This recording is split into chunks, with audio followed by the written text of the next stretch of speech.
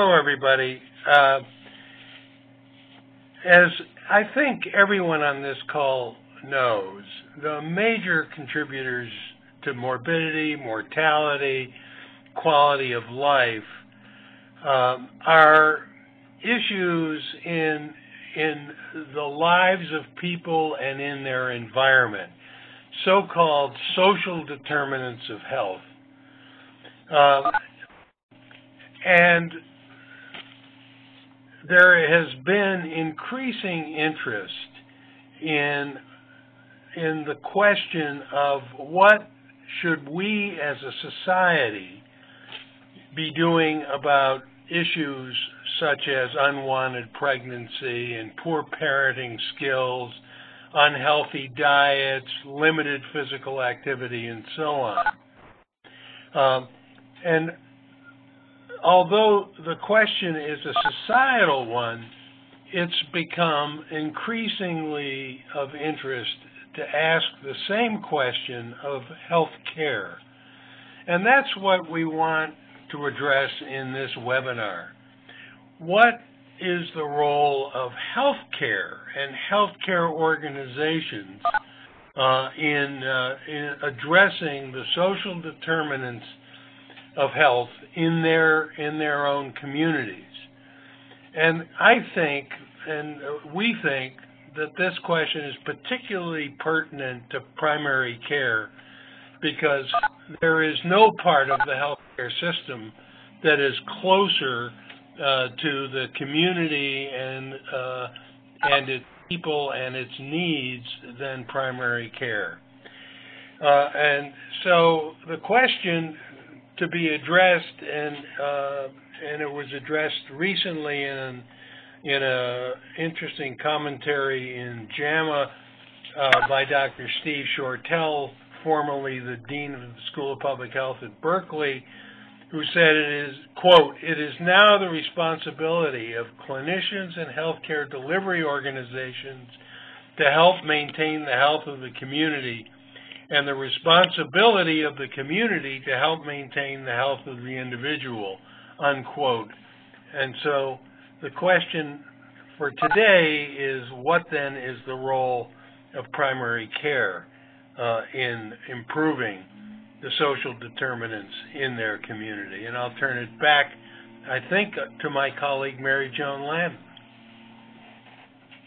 Hello, everyone. Good morning or afternoon, depending on what part of the country that you're in. Happy to be moderating this with Ed today. I'm going to just tell you a little bit about who's going to be on the call as panelists, and then I'm going to turn it over to our first panelist. We have 4 great LEAP sites today. The first is 11th Street Family Health Services of Drexel University. And speaking will be Patty Garrity, who's the Associate Dean for Community Programs, and Jennifer Andia Warsaw, who's the Director of Health Education and Outreach. Our second LEAP site will be High Plains Community Health Center, and Jay Brook, who's the Executive Director, will be addressing us. Third, Asian Health Services, and Jen Lee, Community Services Director. And then finally, Hidalgo Medical Services and Charlie Alfaro, who's the Executive Director of the Center for Health Innovation, will be speaking. So first, I'd then like to turn it over to Patty Garrity and Jennifer from 11th Street. Patty and Jennifer? Thank you. Are we on? Yes, you are. Okay, thanks. We have a lot to say in a very short time. If you see the first slide, that is our logo, that 11th Street runs your way. The health center was a partnership started in 1996 with the community who said they wanted a health center. And the logo is an expression of one of our core values, which is to provide care based on community needs. The community named the health center and came up with this. The next slide, you're going to see a picture of one of the community leaders and a quote. I asked her if I could use her, this is from a while ago, use her picture and this quote because she was really trying to work with us, but also giving us a heads up that just because you've got the recipe doesn't mean you've got the cake. She was sort of warning us of what you have to do to work with the community. And we had to gain that mutual trust, and we had to have some short-term goals because you just don't build a health center overnight. And I think now, after all these years, the health center has become a hub for health in that community. If you go to the next slide, you'll see one of the things that's come out of this. And we certainly have a great number of activities within the center, our primary care and our integrated approach that includes yoga and movement therapy and fitness and health coaching. And we're trying to get people not just to exercise in our fitness center, but make it an overall part of the community. So our fitness coach started a walking club and then got this idea. This is an area of Philadelphia where big celebrations and things don't happen. And so he just did the first annual Gobble Gallop. And what was so great about it, that's a video. I don't know if you can click that on. But not only was it this 2.6 miles that we had participants who had walkers, who had strollers, all kinds of people who did it, but it was set up to stop at various places in the community. And so people who have lived there for a long time never knew that one center had a bike program for children and a movie night and a Bible study, and that another church had things that you could come to even if you couldn't pay. The children went to a tennis center where they are invited even if they don't have the funds, and they'd never picked up a tennis racket. So what was so exciting about this is not just that people participated and walked, but that they really got to learn more about some of the healthy resources in their community. And it was also very positive with the police, which is a very touchy thing in that community. We had 2 police on bicycles to help everyone cross the streets in case the light changed. And even that was a positive thing. The next slide shows one of our very, very exciting programs, and that is how we take programs from inside the center, both the programs and the participants, and expand it to outside. And this was called the Porch Light Initiative. And some of you may have heard of Philadelphia's famous Mural Arts programs. This was a program funded by Mural Arts, our Department of Behavioral Health, and Robert Wood Johnson Foundation to reduce the stigma of behavioral health in the community.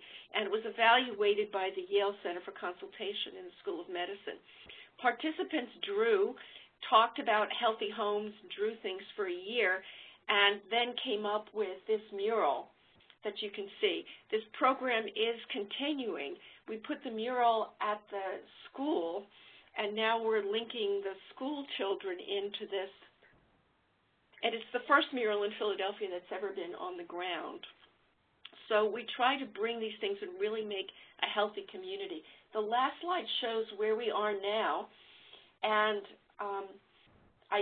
it's a little hard. Can you change the slide? Can't change the slide? Yes, thanks. If you look in the lower right-hand corner, that's our health center. And if you see where the parking lot is, we've just raised $9 million to extend the health center. We are going to take this 3.6 acres, and this is a partnership with the Philadelphia Housing Authority. You can see where sort of the long lines are. It leads to a large community center and an abandoned school building. The abandoned school building, we're joining with Help USA to build housing for homeless veterans. And then we're going to be fixing up this whole 3.6 acres as a health campus, as a healthy hub in the community for inside and outside activities, and have everyone working together. That's sort of the end, and I'm going to have to leave in 15 minutes, and Jennifer's going to be here because I have a zoning hearing for this project right at 3 o'clock. Thank you so much, Patty. I wonder, my question is, how'd you get started? We got started because there was a letter between the Housing Authority and the university that said, let's work together to improve the health status of the residents. And I took on that project, but I wasn't given any contacts in the community. So I just went down to the management office of the public housing, that's all public housing around there, and told them who I was, and they didn't want to work with me. They were tired of being assessed and surveyed by academic institutions. They didn't think I would stick around. They say people do this and then they leave. So I said, how about if you don't make assumptions about me, I don't make assumptions about you, and we start working together. And we had to have some short-term wins, too. So that's what we did, and it's been, and one of the very exciting things about this zoning hearing today is one of the women who belong to an organization that protested our initial presence in the community is coming as a support person today. So we've come a long way in 17 years. Wow, 17 years. That's amazing. I wonder if there are others that have questions for Patty and for 11th Street.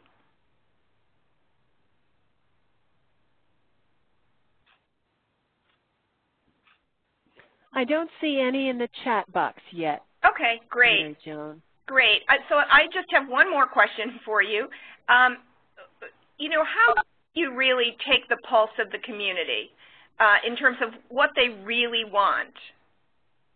We spent more than months, years doing that. We assigned a public health nursing faculty member to each one of the 4 public housing developments as their practice.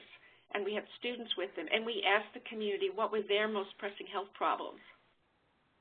And it was surprising what they came up with, because it was not what we thought. One of them was car accidents, and we looked into it, and we found out there should have been a stop sign on the corner. So we put a stop sign in. One of them wanted to know CPR because there was a lot of violence in the community, and they felt 911 didn't come fast enough. One was dog bites, and we found out there were a lot of stray dogs that were getting caught within the fence. We got the stray dogs rounded up by animal control, and the 4th one wanted an emergency food cupboard. So those were some of our short-term wins to address the community's problems. Then we held a future search, 16 hours over 3 days, at the local high school with 100 stakeholders to find out what they wanted. Wow. You know, I think yours is an interesting journey. Sounds like you had some very short-term wins because you really did connect with the community and addressed exactly as close as you could with what they were very interested in. And then it's been a long journey to sort of building this new campus. So that's incredible. It is, and we still have our community, an active community advisory board. Some of the original members are still on it. Great. So I'm going to move on then to our second LEAP site and second panelist, Jay Brook, who is the Executive Director at High Plains Community Health Center. Jay? Good morning from brutally cold Colorado. It was 65 degrees yesterday morning, and now we have an Arctic cold front, and it's 20 degrees. So we're located in southeast Colorado, very small rural area, and we're a community health center that during the mid-2000 to 2010, we were able to demonstrate very good health outcomes for our patients. And then I think it was in about 2009, I picked up an article that was written by Dr. Steven Schroeder that was in the New England Journal of Medicine in 2007, titled, "We Can Do Better, Improving the Health of the American People." And this was really an aha moment for me, as Ed talked about, talking about, only 10% of the whether a person is very healthy has to do whether they go to the doctor and get good care or not, and 45% has to do with those psychosocial issues that Ed talked about. And so that was the point in time for me, because even though we're showing the great outcomes, we still were even though Colorado's recognized as the healthiest state in the nation, the southeast part of the state where we are the most unhealthy part of Colorado in terms of obesity and chronic diseases. And so I kept looking at those maps, and they're, the worst areas are bright green, and we were bright green. And so I knew we had to do more than just give good care to people. And so stage one of that was really to create enough in-house programs that, that we could really take a comprehensive approach to our patients, including, starting with basic primary care, dental care, behavioral health care, having care coordinators, health coaches, health educators, setting up Stanford Model chronic disease classes, weight loss classes, diabetes education, and doing all of those things in-house that we could to create as many opportunities for our patient to focus on those psychosocial changes. Then the second stage of that, we really realized that we couldn't do it by ourselves, and we really had to partner with other people in the organizations in the community to do that. And so we've been able to create really move toward a collective impact approach in the community, and partners including Public Health, Live Well Prowers County, which is a community-based organization working on wellness issues, the local hospital, mental health center, community college, and one that I really didn't anticipate that has been such a great partner is the city of Lamar and their recreation department. They created this great access to their fitness facilities for our patients. So we're down the line. We're in a community strategic planning process using the collective impact model to address that. And then the stage 3 that we're also getting started on is we realized we really didn't have the environment in the community, the trails, the parks, the opportunities for people to make the kind of changes that we as a community and as a culture need to make. And so right now, one of the things we're focusing on is the built environment. And what do we need to do to change the culture that supports high obesity rates and low levels of exercise? We've just received a $1 million 3-year grant from the Colorado Health Foundation to look at the built environment. First thing we're doing is we're doing a city master plan where it'll lay out a plan for the trails and parks to create access to exercise opportunities. And we're particularly looking at neighborhoods where obesity rates are the highest and how we can create opportunities there. And so, we've really work us toward stage 4, where we get in place to the point that those maps, those DAM maps that have the dark colored green are going away, and we begin to move toward a lighter green, and we really have a paradigm shift in the community, and it really takes the whole neighborhood working toward that, and it's been a great realization that we can't do it all in exam rooms. Great, thank you, Jay.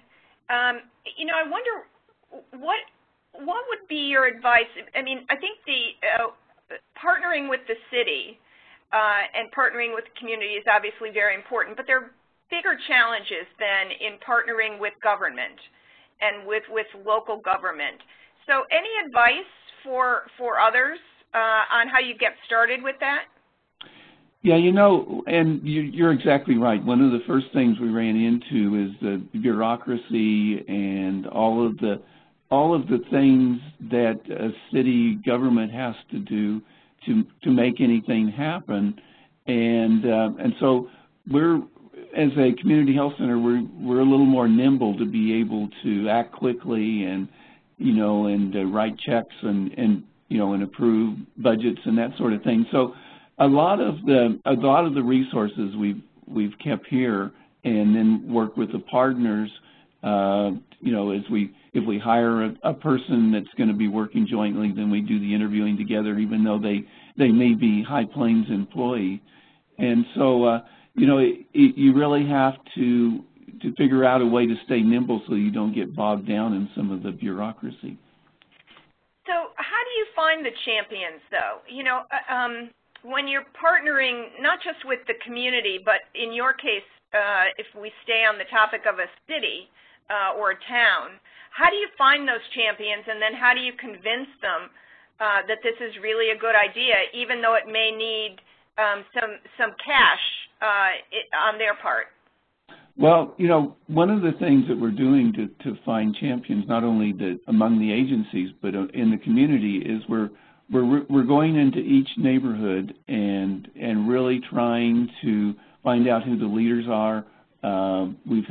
We've been very fortunate to hire some staff here at the Community Health Center who are deeply embedded in the community, who've ended up being, and they've mainly been in our health coach role, and they've ended up being great champions in their neighborhoods. And we've done things like we built a community park project a couple of months ago. Had 300 people in the neighborhood turn out to put the park together. Got it all put together in one day. You know, basically an activity, you know, swings and a whole set of things for people to be active in. So, you know, it's a matter of, you know, of asking and encouraging people to, you know, that they can have a say, and then giving them a say, and you know, in things that get done. You know, that for the park we did, we got a group of kids in the neighborhoods and their parents and designed the park, and then it all came together in one day to put it together. Wow, cool. I want to see if there are any other questions. I don't see any in the chat box, but I know that you're all out there, and you're all listening intently, and you'll all have questions. So I would encourage you to put something into the chat box or raise your hand in the WebEx manner, and let us know if you have questions. And I'd also invite the other panelists, Patty and Jennifer and Jay, as we move on. If you have questions for any of the other presenters, please feel free. So why don't we move on to our third group, LEAP site, Asian Health, and Jen Lee, who's Community Services Director at Asian Health. Jen? We've been having some trouble connecting with Jen. Okay. How about if we move on to Charlie? We'll move on to Hidalgo, and then back to Jen? That would be fine. Let's try that. Okay. Can you hear me okay? Yes, we can. So Charlie Altero is the Executive Director of Hidalgo Medical Services Center for Health Innovation. Charlie, take it away. Thank you. Yes, Hidalgo Medical Services is a community health center serving the two southwesternmost counties in New Mexico, bordering Mexico and Arizona.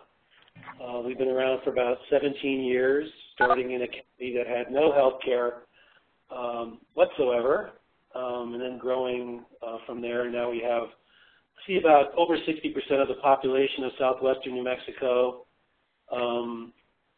and have 12 different locations, and from very rural frontier places to slightly larger rural communities, the largest of which is about 9,000 people. So we're in an area about the size of Connecticut and Rhode Island combined, and have about 35,000 in our population. So over time, we started working with community health workers in sort of the traditional role that you'll see in the center circle on the chart in front of you there, doing chronic disease management, mostly focused on diabetes, hypertension, but also keeping in mind that social determinants and people's ability to access other resources in their lives, their health were very important. So we termed our program a family support program, and we gave it the status of an equal partner in our 4 core primary care services: medical, dental, mental health, and family support.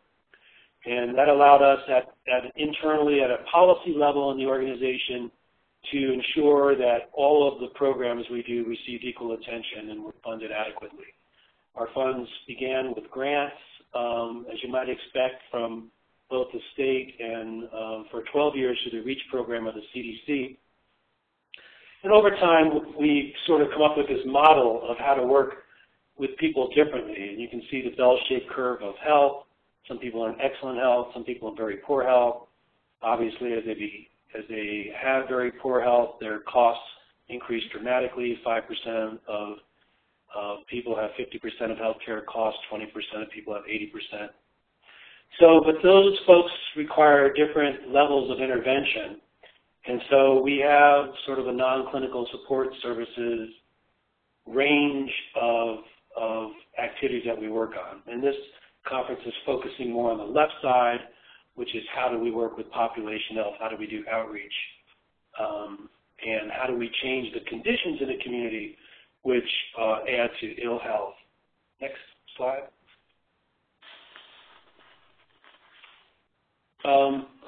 So there are some things we're doing at a service level, non-clinically or community-wide locally, and in Hidalgo County, which is the county to the south of our two counties, we have done some work with the rodeo and county fair area around putting in gardens so that folks that go to those events can participate in garden development, and the kids from the school hoop houses at the schools now, but also participate in the county fair stuff. We're working on food distribution here in southwest New Mexico. We're very high desert.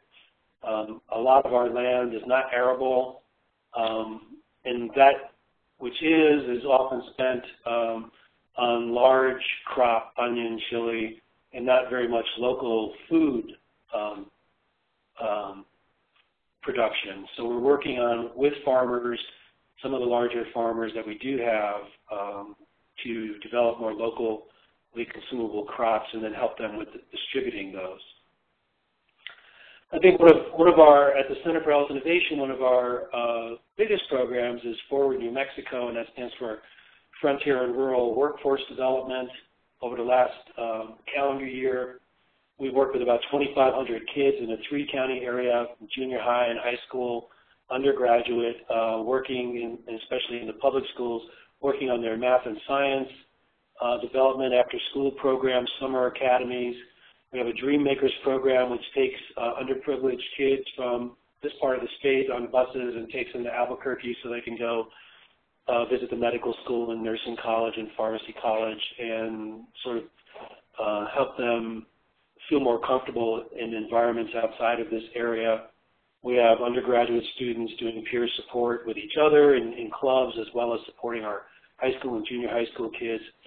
And we do, in our small area, about 70 graduate student resident rotations here. And I think what's important about that relative to this discussion is we are now, all the folks that do rotations with us, whether they're psychiatrists, pediatrician, dentists, nurse midwives, or social workers, are rotating through all 4 of our core services so that they're becoming familiar with a system of services that support people. And that's a critical part of, we think, developing the workforce for the future. Since most training is exam room based, there's very little familiarity with community and services available to people. So we're trying to do that through exposure in our family support programs. Next slide.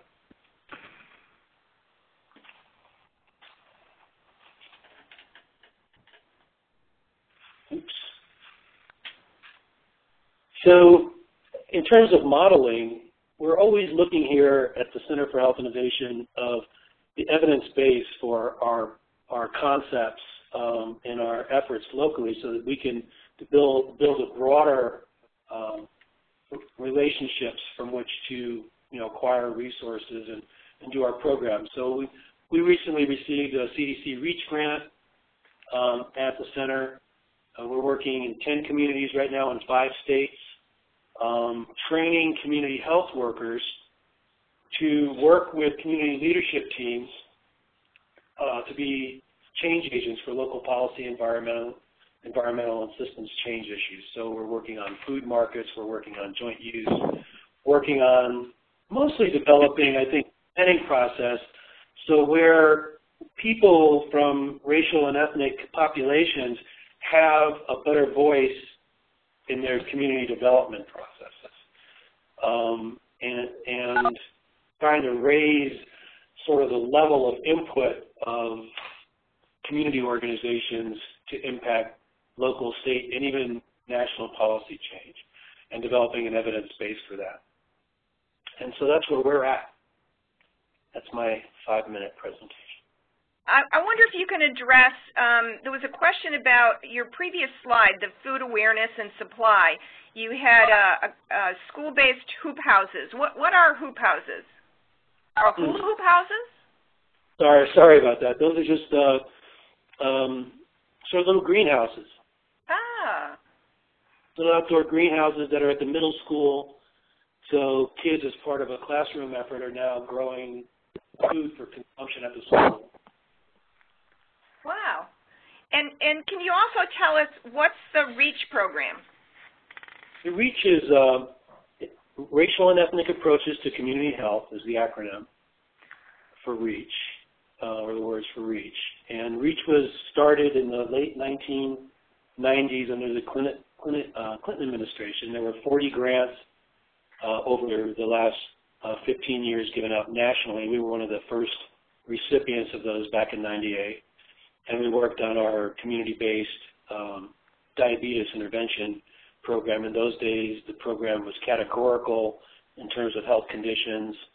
Today, the program has certain environmental sort of focus, so working on nutrition rather than diabetes. And we receive grant funds to give to sub-recipients to work on how do you organize the community and how you prioritize what's important at that community so that people can access more nutritious foods or physical activity opportunities or a variety of other things chosen by the community. So it's sort of, it's sort of a basic community development model, 60s type community development model, except that it's specific to populations that have severe health disparities. It's empowering people who don't normally have a voice to be empowered in the community, and it's telling that story. So that's what the REACH program is about. Great. And you mentioned in your presentation that you provide family support. Can you tell us a little bit more about that, what it is and who provides it? Yeah, the Family Support Program sort of grew out of our initial community health worker promotora model. We decided early on that we weren't going to just focus on diabetes, that the community, the social determinants, the issues that impact family health were critical. So we sort of framed our development in terms of comprehensive non-clinical support services and facilitating people access to social services they might need, housing, some of the things that have been mentioned earlier in today's presentations as well. So right now, our community health workers are care coordinators, which we receive with contracts from Medicaid managed care organizations to work with their most expensive, their sickest population regardless of condition, and helping them manage their care and choices around health. We have our community health workers, which we call care team coordinators now, are working in the clinic setting as part of patient-centered medical homes to do specific patient reviews to see how you can support people better. And also we've hired as part of family support dietitian and nutritionists to support education and those services as well. So all three of those circles are addressed in the family support model. The community health piece, the sort of mid-range patient support, chronic disease management, and then the intensive patient support for the most expensive patients. And we receive separate capitated payment rates for the care coordination services, and we're working with Medicaid right now on financing the other two services. All three of those aspects are included in the Medicaid managed care contracts with the 4 Medicaid managed care contractors, MCOs in the state. But right now, the way they do it is sort of arbitrary and different. And so we're trying to work more on standardizing policy around payments for non-clinical support services.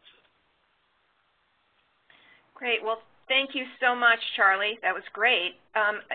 We'll move on to our fourth LEAP site. Mary Joan. Yeah. Mary Joan, may I just make an announcement? I'm kind of concerned that some of the folks who are on the website or on the webinar may not have their chat screen down, and so they may not be able to chat in. And it may be that they need to move their cursor all the way to the very top of the screen, of their computer screen, and that will drop down a window that will have a chat icon. So if you've had trouble accessing the chat box, that's how to do it. Move your cursor to the top of the screen and click on the chat icon, and you'll get a chat screen. Great. Thank you, Judith. Mm-hmm. Okay, so I'm going to move on then to Jen Lee, who's the Community Services Director at Asian Health. Jen? Yes. Hi. Can everybody hear me? Yes. Oh, great. So good morning or good afternoon, everyone. My name is Jen Lee. I'm the Community Services Director at Asian Health Services. We're located on the West Coast in Oakland, California. And we have been around since 1974 and currently have about 24,000 patients that we provide primary care, dental, behavioral health, and then community outreach to. Probably one of the cornerstones of our work has been our challenge around language access. So currently our health center provides access to services in 11 different Asian languages. And I'm going to tell you a little bit about how that has inspired kind of our growth over the last 40 years. So go to the next slide. So one of the things I think at our health center, when we talk about community involvement, kind of goes back to our core mission, and we have a very strong articulated mission of service and advocacy, and that partially comes from our sort of early beginnings. Our organization was really started and stemmed from the student rights movements in parallel with the civil rights movement to make sure that communities had access to services. And in our area here in Chinatown, most of our residents really had no knowledge of local providers that were here or their right to access our county hospital. So in the early days of AHS, that was something that our community organized, and we actually started out as a volunteer student-run clinic back in 1974, and from there kind of shaped our county advocacy. So really at that time there was a huge response to new immigrants that had been immigrating into the greater San Francisco Bay Area, and the diversity of language really posed a challenge to our organization in the early days to kind of strive to expand access to these communities. So much like some of the other health centers before me, we had a deep investment in our community health workers as bridges to these communities and core liaisons to help us with language access. We began to train them as interpreters, certified medical interpreters, which helped build a pipeline to actually then serve what now today is close to 24,000 patients. And I think one of the key things or practices that Asian Health has done since those early days that continues today is actually gathering our patients and community members as key stakeholders. So every year and a half we have a patient membership meeting, and that you'll see a photo just on the right-hand side of our most recent membership meeting, and largely this was talking about the Affordable Care Act and some of the changes impacting our community. But I think taking leadership to actually develop community health workers and hire from the community has been a core value of our organization that's really helped us maintain and sustain community engagement over the last 40 years. More recently, we have developed a patient leadership council program. So these are groups of anywhere from 8 to 20 patient members who actually participate in a year-long leadership development training curriculum that covers the span of orientation to the U.S. healthcare system all the way to advocacy and learning more about our health center. I think that is a sort of key kind of turnkey for a lot of our consumer board engagement. So as an FQHC, we have to have the 51% consumer board majority, and the Patient Leadership Council model has really allowed us to engage a pipeline of patient leaders who are knowledgeable about not only their community, but also bridging that and learning new skills to bring that to our board of directors, which we have 3 PLC members on the patient board now.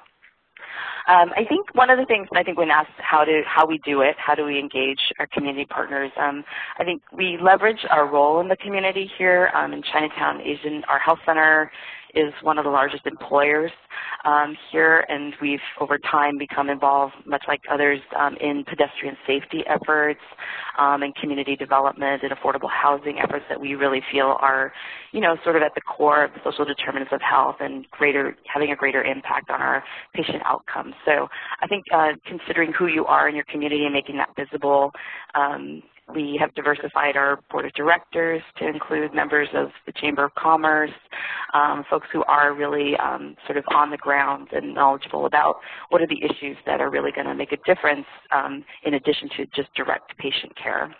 And I think another thing that our organization has had the opportunity to do is actually establish an advocacy endowment. So we have a $1 million advocacy endowment, and this is really kind of, I think, a commitment on behalf of our CEO that we know over time that our ability to organize and to advocate for our communities has really sustained our health center. So that endowment really serves as a separate resource for us to do the programs, do the efforts that we need to do with a commitment to restore it from our foundation. But I think that's also allowed us a little bit more bandwidth to really go deeper into some of the community work. So next slide.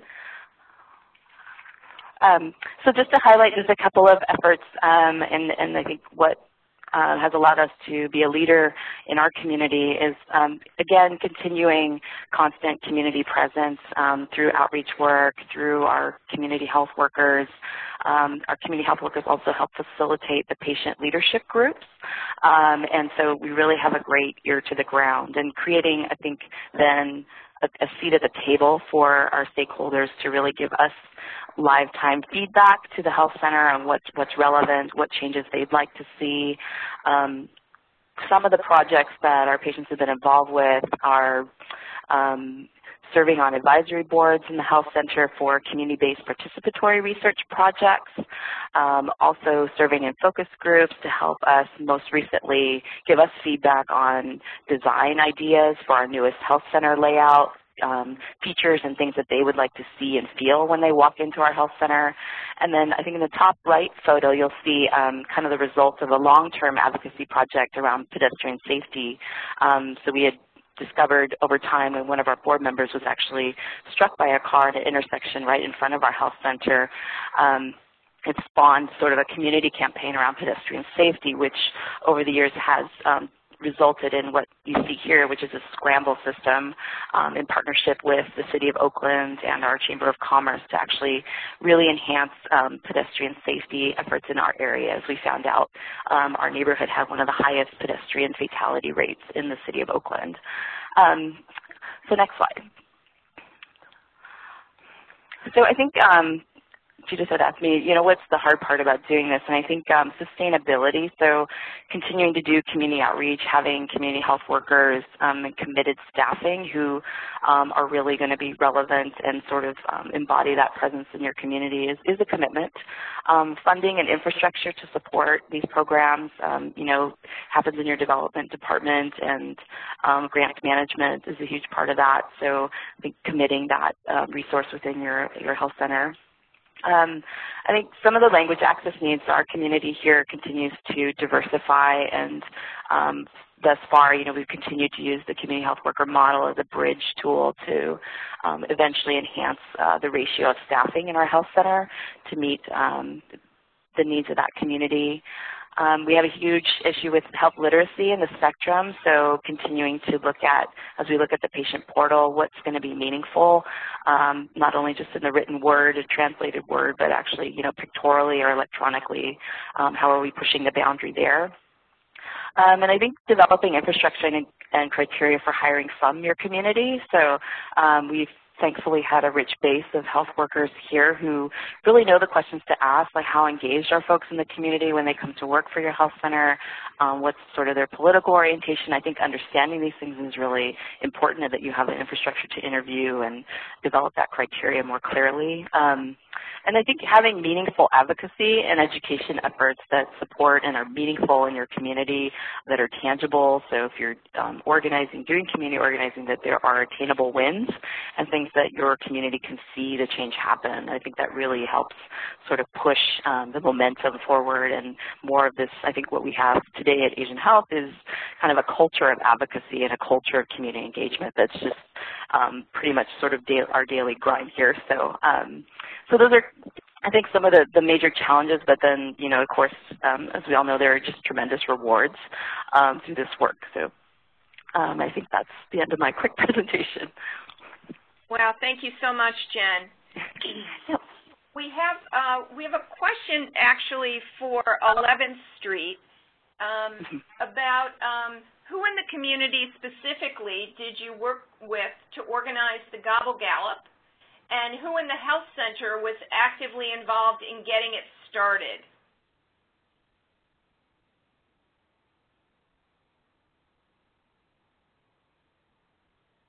Hello, 11th Street.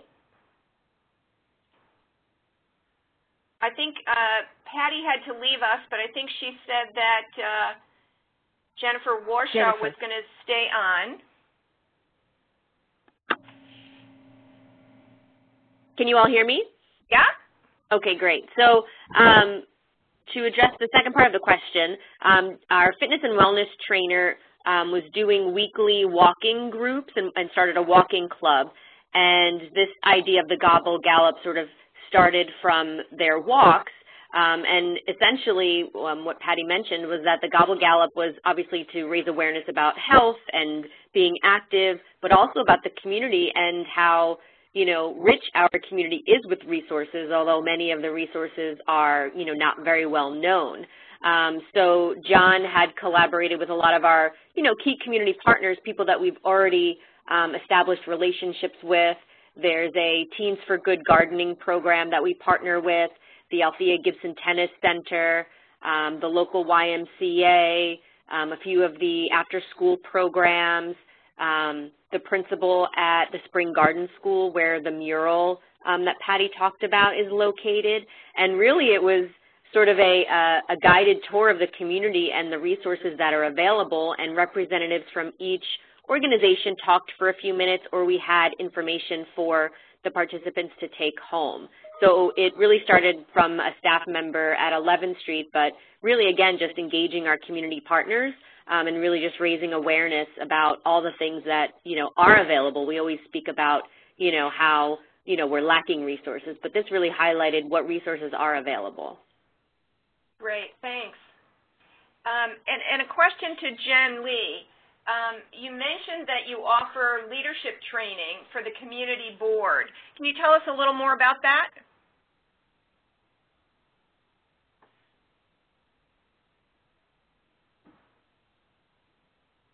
That sometimes those are really dense. So we have actually a 12-part series. It's kind of an adaptation of our community health worker training curriculum that kind of goes through some core components of just understanding how the health center works, social determinants of health, and some of the key sort of health inequities in our communities, and kind of start from there, and then also the importance of advocacy as a development tool. So I'm happy to share that with anyone if they're interested. It's kind of been also sort of a complementary tool in addition to some of the more structured national tools that have been developed, but mostly to address some of the specific gaps that our community board members have raised with us.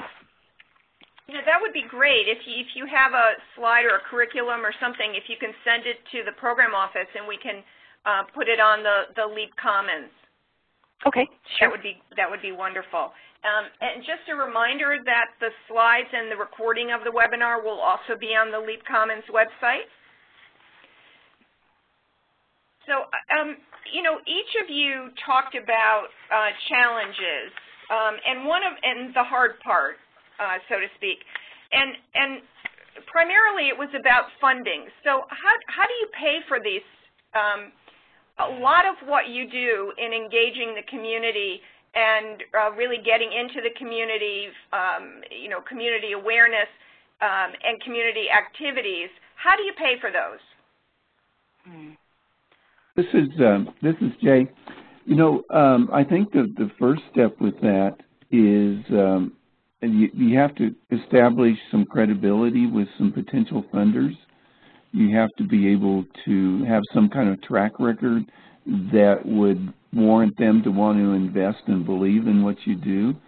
And then once you develop those relationships, then they're much more willing to try some innovative sorts of things to help with the sustainability. Mm-hmm. This is Charlie. We find that partnerships are very critical to our ability to access resources. We're so removed and small, and we don't often receive the attention of funders. But we have very strong partnerships with the University of New Mexico, with the University of Arizona, University of Texas, and now the Northwest Regional Primary Care Association. As part of our multi-state REACH programs, and that these partnerships give us a larger base from which to compete more effectively with other urban-based programs.